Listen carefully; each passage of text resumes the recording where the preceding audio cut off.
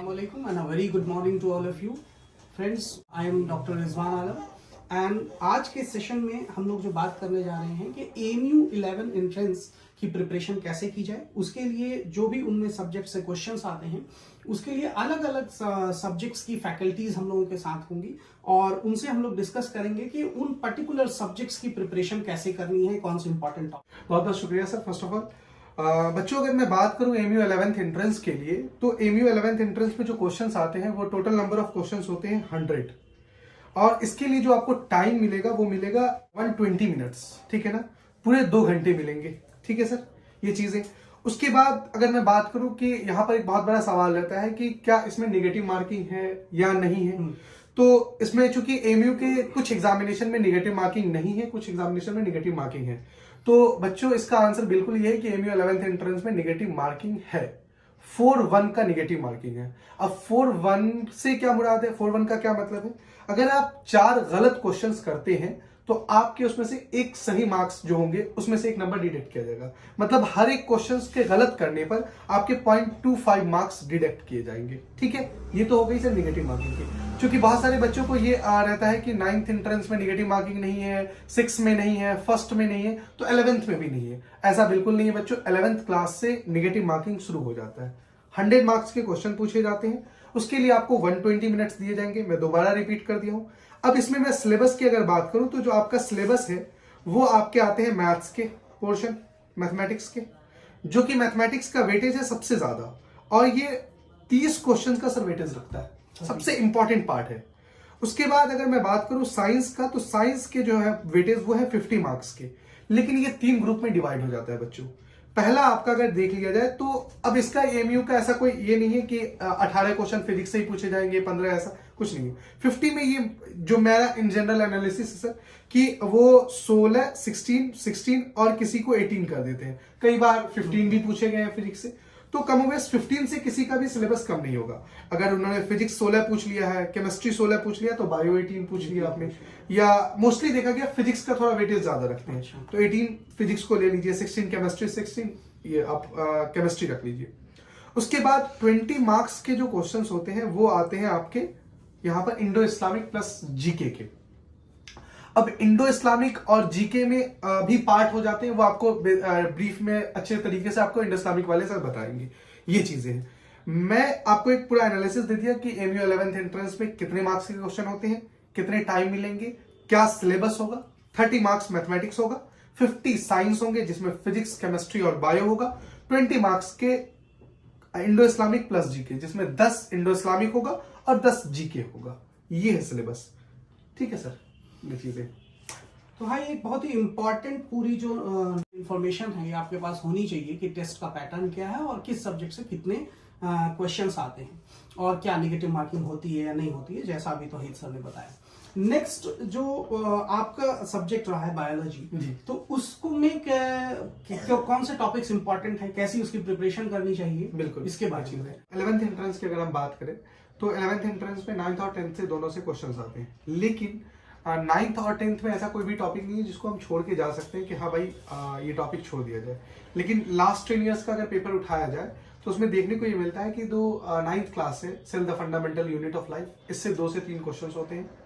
Tissue से 2 question, 1 question संसार रहते हैं, और बायोडाइवर्सिटी जो कि बहुत इंपॉर्टेंट है। पोस्ट कोविड के बाद देखा ये गया है कि बल्कि कोविड से ही कि सीबीएसई हो या एएमयू हो, ये इन्होंने अपना सिलेबस ही हटा दिया था बायोडाइवर्सिटी चैप्टर का। लेकिन उससे ये देखा गया 4-4 क्वेश्चन, 5-5 क्वेश्चन तक आए हैं बायोडाइवर्सिटी से सर, और एटलीस्ट 3 क्वेश्चन तो होते ही हैं। तो वो बहुत इंपॉर्टेंट है और बहुत अच्छे से उसको पढ़ने की जरूरत है। 10th में अगर देखा जाए तो लाइफ प्रोसेस इंपॉर्टेंट है, ये चीजें इंपॉर्टेंट है। उसके बाद अगर देखा जाए तो कंट्रोल एंड कोऑर्डिनेशन। लेकिन सर जो लास्ट 2 ईयर से अभी मैं क्वेश्चंस का पैटर्न देख रहा हूं, इसमें एमयू ने ज्यादातर जो फोकस किया है, जो पहले नहीं करते थे ये लोग, वो कर रहे हैं आर इन्वायरमेंट से और नेचुरल रिसोर्सेज से। तो बच्चों ये इंपॉर्टेंट है कि आप आर इन्वायरमेंट चैप्टर को, जो कि बहुत जगह छोड़ देते हैं टीचर्स, कहते हैं कि आप खुद से पढ़ लीजिएगा। नेचुरल रिसोर्सेज है उसको भी छोड़ देते हैं, कहते हैं कि खुद पढ़ लीजिएगा। वो भी बहुत इंपॉर्टेंट है और उसको करना है आपको, और बल्कि आप टीचर से करवाइए। भले ही टीचर वो कई बार उसमें चूंकि बहुत सारी चीजें हैं जो याद रखने वाली है तो लास्ट टाइम पे कराए, लेकिन उसको करके आइए, चूंकि उससे लास्ट ईयर 3 क्वेश्चन थे सर, तो ये बहुत इंपॉर्टेंट है। और जहां तक रही बात बुक की, बुक एनसीईआरटी इनफ है, लाइन बाय लाइन एनसीईआरटी आपको याद, मतलब एक तरीके से समझिए कि याद होना चाहिए विद उसका कॉन्सेप्ट और प्रीवियस ईयर क्वेश्चन पेपर। इसके अलावा आपको कोई बुक्स लगाने की जरूरत नहीं है। जिसने पीवाईक्यू कर लिया, प्रीवियस ईयर क्वेश्चन पेपर कर लिया और एनसीईआरटी के फंडा क्लियर है, सर 17 में 17 गेन करेगा वो बच्चा। ये इतना चीज़ इनफ होगा, इतना इनफ होगा, बिल्कुल ये चीज है। तो फ्रेंड्स, अभी हम लोगों के साथ हैं अब्दुल महबूब खान सर, जिनका 6+ इयर्स टीचिंग एक्सपीरियंस है और करंटली वो फैकल्टी ऑफ फिजिक्स हैं एट फ्यूचर लर्निंग एकेडमी। तो आइए सर से जानते हैं कि AMU 11 एंट्रेंस में फिजिक्स सब्जेक्ट से कितने क्वेश्चंस आते हैं, कौन से इंपॉर्टेंट टॉपिक्स हैं उसमें, और कौन सी बुक्स से स्टूडेंट्स को उसकी प्रिपरेशन करनी चाहिए। Okay, thank you for introducing me. तो स्टूडेंट्स, अगर हम बात करें फिजिक्स की AMU 11th एंट्रेंस के अंदर, तो AMU 11th एंट्रेंस में फिजिक्स से टोटल 17 to 18 क्वेश्चन आते हैं। और स्टूडेंट्स, अगर हम सिलेबस की बात करें तो AMU 11th एंट्रेंस में जो फिजिक्स का सिलेबस है वो क्लास 9th और क्लास 10th का जो NCERT का सिलेबस है उसी से हर साल क्वेश्चन आते हैं। स्टूडेंट्स, अगर अब हम बात करें कि प्रिपरेशन आपको कैसे करनी है AMU 11th एंट्रेंस की, तो आप क्या कर सकते हैं कि आप NCERT के जो भी कंसेप्ट हैं क्लास 9th के और क्लास 10th के, उसको अच्छे से क्लियर कर लें। उसके बाद स्टूडेंट्स, कंसेप्ट क्लियर करने के बाद आप क्या कर सकते हैं कि जो प्रीवियस ईयर क्वेश्चन है जो AMU 11th एंट्रेंस में आए हुए हैं उसको अच्छी तरीके से सॉल्व करें और उससे आप एक आइडिया लगाएं कि किस तरीके के क्वेश्चन AMU 11th एंट्रेंस में पूछे जाते हैं। स्टूडेंट, जब आप बहुत सारे क्वेश्चन प्रैक्टिस करेंगे तो वहां से आपको आइडिया लग सकता है कि कौन से चैप्टर से किस तरीके के क्वेश्चन पूछे जाते हैं। तो स्टूडेंट्स, अगर आप फॉर एग्जांपल अगर हम बात करें AMU 11th एंट्रेंस की, तो इसमें जो है न्यूमेरिकल ज्यादा पूछे जाते हैं एज कम्पेयर टू थ्योरी। और क्योंकि बोर्ड एग्जाम में क्या होता है उसमें थ्योरी ज्यादा पूछी जाती है, लेकिन अगर हम बात करें AMU 11th एंट्रेंस की तो उसमें न्यूमेरिकल ज्यादा पूछे जाते हैं। तो इसके लिए आपको क्या करना है कि आपको न्यूमेरिकल की ज्यादा प्रैक्टिस करनी होगी एज कम्पेयर टू थ्योरी। तो फ्रेंड्स, अभी हम लोगों के साथ हैं मोहम्मद फैजान अशरफ साहब, जिनका 3+ इयर्स का टीचिंग एक्सपीरियंस है और करेंटली वो फैकल्टी ऑफ केमिस्ट्री हैं एट फ्यूचर लर्निंग एकेडमी।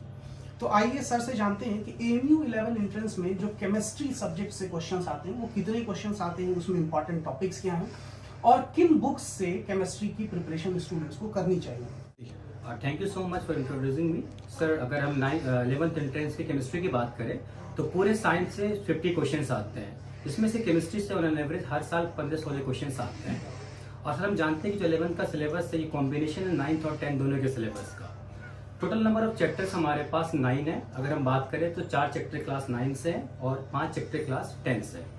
तो सर ऐसा तो हर टॉपिक का अपना अपना इंपॉर्टेंस है, लेकिन कुछ टॉपिक उसमें से कुछ खास हो जाया करते हैं। अगर हम बात करें हाई लेवल केमिस्ट्री से भी, जैसे atoms and molecules, structure of atoms, जोड़ी क्लासिफिकेशंस, कार्बन्स कंपाउंड्स और एसिड बेस एंड सॉल्ट्स, ये सब कुछ खास वेटेज वाले टॉपिक होते हैं जहां से एग्जामिनर के माइंड में क्वेश्चंस रहते हैं।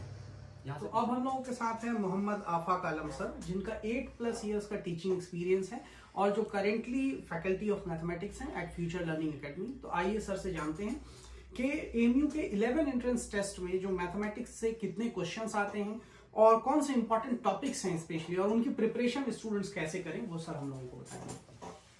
Thank you sir for inviting and introducing me.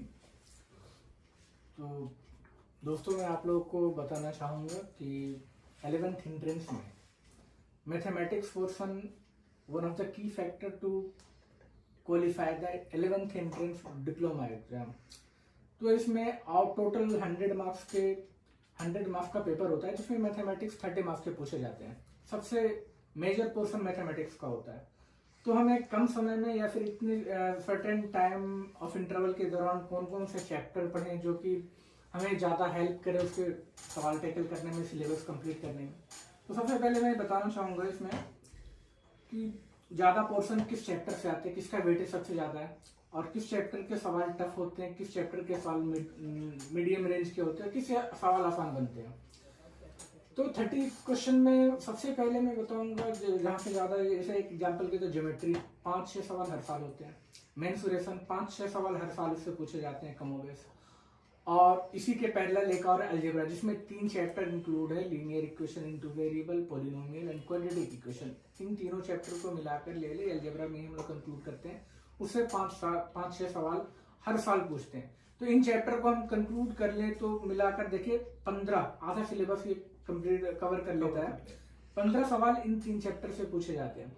इसके बाद हम देखें तो 4 क्वेश्चन कमोबेश 4 क्वेश्चन ट्रिगोनोमेट्री से होता है, 3 क्वेश्चन अर्थमेटिक प्रोग्रेशन से होता है, 3-4 क्वेश्चन होते हैं हमारे कोऑर्डिनेट ज्योमेट्री से, और 3 क्वेश्चन होते हैं स्टैटिस्टिक्स से, और 2 क्वेश्चन होते हैं 2 से 3 सवाल प्रोबेबिलिटी से, जो कि बहुत ही आसान होते हैं। तो अगर जो हम थोड़े से मीडियम और आसान सवाल के दायरे को हम देखें तो प्रोबेबिलिटी 2 क्वेश्चन बहुत ही आसान सवाल होते हैं, और वो ऐसा सिलेबस है जिसे 1 से 2 दिन में आराम से हम कवर कर लें प्रोबेबिलिटी। दूसरा स्टैटिस्टिक्स, 3 सवाल बहुत ही इजीली हम बनाए जा सकते हैं एग्जाम में, अगर जो हम ठीक ठाक से उसका फॉर्मूले और उससे बेस्ड सवाल हम करें तो प्रोबेबिलिटी और स्टैटिस्टिक्स मिलाकर 5 सवाल ये बहुत ही आसान माना जाता है। और उसके आगे हम चले अरिथमेटिक प्रोग्रेशन और कोऑर्डिनेट ज्योमेट्री, इसमें आसान से लेकर मीडियम रेंज तक के सवाल होते हैं। इसमें 3 + 4 7 से 8 क्वेश्चन इन दोनों चैप्टर्स में आते हैं। 3-4 सवाल अरिथमेटिक प्रोग्रेशन से, 4 सवाल कोऑर्डिनेट ज्योमेट्री से हर साल, जिसमें 8 सवाल में आप अगर जो सही से पढ़ें उसके सवाल बहुत ज्यादा टफ नहीं होते। आपका कॉन्सेप्ट क्लियर है, फॉर्मूले पे बेस्ड अच्छे सवाल आपने कर रखे हैं, तो 7 से 8 सवाल आप कर जाएंगे। उसके बाद थोड़ा सा डिफिकल्टी लेवल की तरफ चलते हैं उसमें तो अलजेब्रा में आसान सवाल भी आते हैं। अलजेब्रा में मैंने बताया था 5 से 6 सवाल आते हैं तीनों चैप्टर मिलाकर, linear equation in two variable, polynomial और एक क्वाड्रेटिक इक्वेशन, इन तीनों को मिलाकर 5 से 6 सवाल। तो मैंने जो अपने 8 साल के एक्सपीरियंस में देखा है कि अगर ये चैप्टर को अच्छे से पढ़ा जाए ठीक ठाक, तो आप 5 सवाल 4 सवाल तो कर जाएंगे। कुछ सवाल होते हैं मैथमेटिक्स में हर सवाल ये कर लेना ये नहीं होता, कुछ सवाल हो सकते हैं उसमें ज्यादा ट्विस्ट ला दे, तो उस तरीके से चूंकि उसमें ये होता है, मैं नेचर देखा हूँ उनको मैथमेटिक्स में उनको बनाने का। 2 से 3 सवाल ऐसे होते हैं जो आउट ऑफ सिलेबस भी पूछे थे, थोड़ा सा 11th 12th के सिलेबस से ले आते हैं। तो वो जो सवाल उठाते हैं एक उसमें से ले आता है अलजेब्रा से, उसको क्या करते हैं इनइक्वालिटी वाले सवाल डाल देते हैं, क्योंकि एनसीईआरटी सिलेबस में है नहीं। तो कभी कभी वो 2 साल का ये खाने से यहाँ से इस तरीके से वो करते हैं। तो मेरा मानना है कि 5 सवाल है तो 4 सवाल तो अलजेब्रा से होने चाहिए। अब हम चलते हैं थोड़ा मेंसुरेशन, बहुत ही फास्ट टॉपिक है और वो थोड़ा सा टफ एग्जाम में इसलिए हो जाता है, हमारे पास टाइम ज्यादा होता नहीं है, उसको कैलकुलेटिव पोर्शन है। इसमें 5 सवाल में मेरा मानना है कि आप फिर भी अच्छे एनसीईआरटी बना लिए तो 3 सवाल कर जाएंगे। अगर जो प्रीवियस ईयर क्वेश्चन अगर जो आपने अच्छे से लगा लिया है तो 4 से 5 सवाल भी आप कर सकते हैं। और इस तरीके से इसमें मीडियम वाले सवाल और टफ सवाल दोनों आपको मिलेगा। और हम चलते हैं जो कि इसमें 9th के भी सिलेबस होते हैं, तो ज्योमेट्री की तरफ और 10th की ज्योमेट्री दोनों को कंबाइन कर दें तो 6 सवाल तकरीबन 5 से 6 सवाल उससे होते हैं। तो वो थोड़े उनको उसके सवाल को टैकल करने के लिए आपको एक तो थ्योरम और उसकी प्रॉपर्टी, जितने भी ज्योमेट्रिकल फिगर उसके थ्योरम से रिलेटेड जितने भी उसकी प्रॉपर्टीज है, इन सबको आपको अच्छे से मेमोराइज करना होगा। दूसरी चीज कंस्ट्रक्शन, सवाल पढ़कर आप उसे कंस्ट्रक्ट कर पाते हैं नहीं उसका फिगर, ये मैटर करता है। ये 3 चीज को आप अच्छे से टैकल कर लिए, थ्योरम, ज्योमेट्रिकल फिगर की प्रॉपर्टीज और सवाल पढ़कर आप उसे ग्राफ ड्रॉ कर लें, तब ज्योमेट्री के सवाल को इजीली ये कर पाएंगे। उसमें भी ये है 2-3 सवाल ऐसे आते हैं जो बहुत ही आसान होता है ना, ऐसे क्वाड्रिलेटरल के एंगल सम प्रॉपर्टी पे, ट्रायंगल के इंटीरियर एंगल सम प्रॉपर्टी पे, ये सवाल बहुत ही आसान माने जाते हैं। कंस्ट्रक्शन से रिलेटेड जहाँ पे कंस्ट्रक्शन और थ्योरम दोनों इन्वॉल्व कर देता है, सवाल वहां पे टफ हो जाता है ज्योमेट्री में। तो इसीलिए आमतौर पे जो टफनेस का लेवल देखा गया है, तो ज्योमेट्री और मेंसुरेशन अपने कैलकुलेटिव नेचर की वजह से थोड़ा सा टफ माना जाता है एग्जाम में, और ज्योमेट्री में अपने इस बिहेवियर की वजह से। और इसके बाद इन दोनों को मिला के 10 सवाल।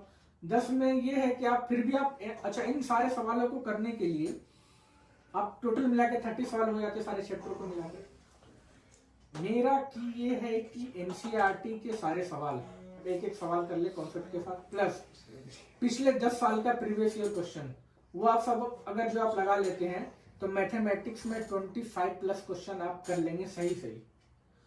और चूंकि 2-3 क्वेश्चन मैं पहले ही बता रहा हूँ, चूंकि मैथमेटिक्स में उन्होंने बोर्ड का एक ये नेचर इस तरीके होता है, 2-3 सवाल वो टफ रखते हैं, कुछ 11th 12th के सिलेबस से ले आते हैं। जैसे एक मैंने बताया कि अलजेब्रा में ले आते हैं इक्वलिटी वाले सवाल, और दूसरा उनका रहता है ट्रिगोनोमेट्री में भी वो 12th वाले पोर्शन से एक आध सवाल उठा ले आते हैं।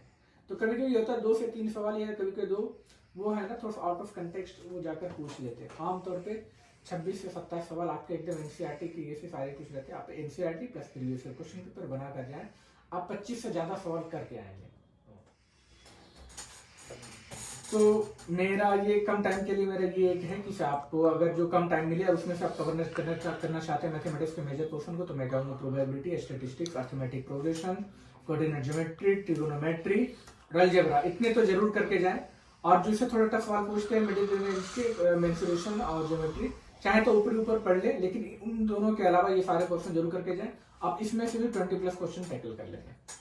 तो कुछ आपने देखा कि जैसा सर ने पूरा डिटेल चैप्टर वाइज एनालिसिस दी है कि मैथमेटिक्स के किन टॉपिक से कितने क्वेश्चंस आते हैं और किनको आपको स्किप नहीं कर सकते हैं, उनसे क्वेश्चंस होंगे ही होंगे, तो वो आपको कवर करके जाना है। तो ऐसा ही कुछ डिटेल्ड एनालिसिस हम लोग एक्सपेक्ट भी कर रहे थे sir. So thank you very much हम लोगों के साथ जुड़ने के लिए। थैंक यू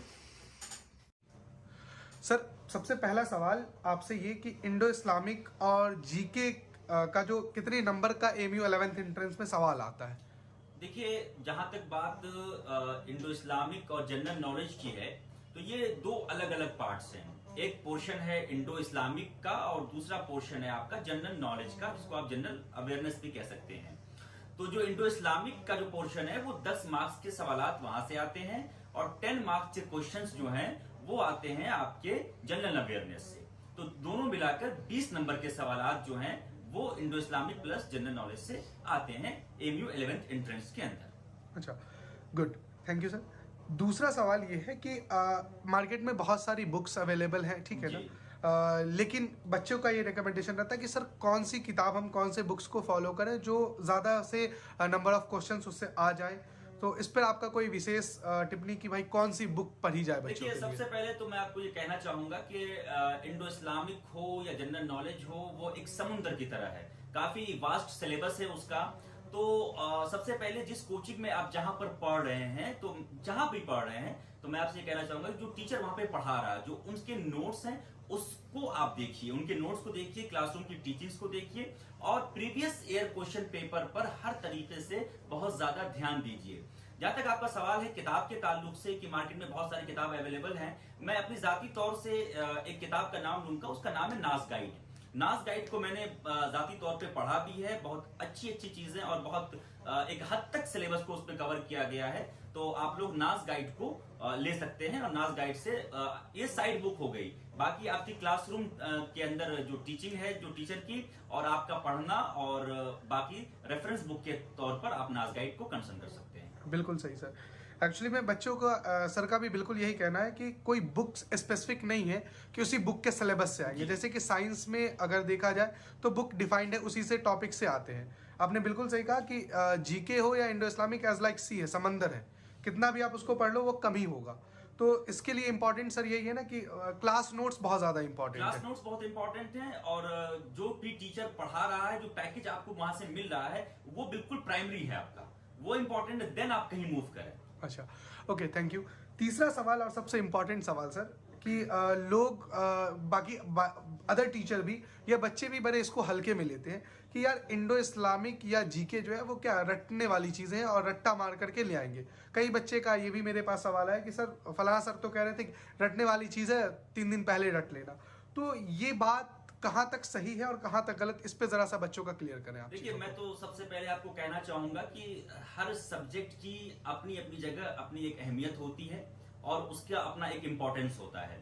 आप अगर पेपर का पैटर्न देखें तो 20 नंबर की इंडो इस्लामिक होती है और मेरा ये मानना है कि ये डिसाइडिंग फैक्टर होता है। एंट्रेंस एग्जाम के अंदर इंडो इस्लामिक ही एक ऐसा पोर्शन है जो डिसाइड करता है आपके मेरिट को, आपके एकेडमिक मेरिट को। तो ये कह लेना कि इंडो इस्लामिक तो 3 दिन में 4 दिन में हो जाएगा, ऐसे ही पढ़ लेना, तो ये कोई मुनासिब बात नहीं है। और बात दरअसल ये है कि रटना किसी भी चीज का हल नहीं है। अगर आप किसी भी चीज को रटते हैं तो वो उसका हल नहीं है। आप सबको कॉन्सेप्ट के तौर पर पढ़िए। इंडो इस्लामिक कल्चर और भी सब्जेक्ट जैसे आप पढ़ते हैं, बायोलॉजी, फिजिक्स, केमिस्ट्री, उस तरीके से इंडो इस्लामिक पर भी आप टाइम दीजिए। ये अलग बात है कि आप किसी को बहुत ज्यादा टाइम दे रहे हैं तो 10 मिनट 15 मिनट जो भी थोड़ा वक्त या टाइम होता है आप इंडो इस्लामिक के लिए भी निकालिए, क्योंकि बिना इसके आपका सिलेक्शन मुमकिन नहीं है। और बिना इसके अगर सिलेक्शन भी है तो आपका रैंक या आपकी कोई मेरिट नहीं बनने जा रही है। बहुत अच्छी चीज है यहाँ पे। और इंडो इस्लामिक कल्चर के ताल्लुक से मैं आपको कहना चाहूंगा कि इसका सिलेबस वास्ट है, लेकिन मैं निशानदेही कर देता हूँ आपको कि आपको पढ़ना क्या क्या है इसमें। हाँ, ये बहुत एक इम्पोर्टेंट है जी कि मेन टॉपिक का आप थोड़ा डिस्कस बच्चों के सामने बहुत ज्यादा हो जाता है कि कोई पता ही नहीं क्या करना है। तो मैं बताऊंगा आपको कि आपको पढ़ना क्या है।